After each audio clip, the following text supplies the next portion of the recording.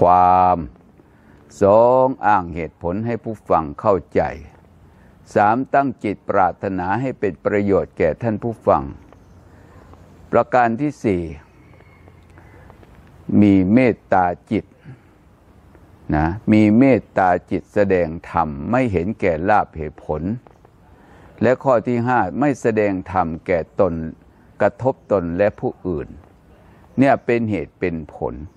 แต่ถ้าแสดงธรรมแล้วไปกระทบผู้อื่นถ้าผู้อื่นเสียหายอย่างเนี้ยเขาเรียกว่าแสดงธรรมนะไม่ประกอบด้วยประโยชน์แสดงไปโดยลำดับไม่ตัดลัดให้ขาดความนี่ชัดเจนข้อที่1อ้างเหตุอ้างผลให้ผู้ฟังเข้าใจนะ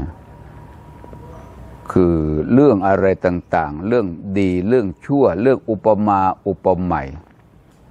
ว่าการแสดงธรรมเนี่ยมันอยู่ที่ผู้แสดงธรรมเนี่ยประกอบด้วยเมตตาจิตแสดงธรรมโดยลำดับไม่ตัดลัดให้ขาดความอ้างเหตุผลให้ผู้ฟังเข้าใจประการที่3บรรเทาความสงสัยชี้เหตุชี้ผลว่าพระธรรมการแสดงของพระสัมมาสัมพุทธเจ้าเปรียบด้วยสภาพของ4อย่างเปรียบเหมือนเปิดของที่คว่ำ2หงายของที่ปิด3ทำสิ่งที่ลึกให้ตื้น5บอกทางแก่คนหลงทางแล้วก็จุดประทีปในที่มืดที่ผู้มีจักษุได้มองเห็นทาง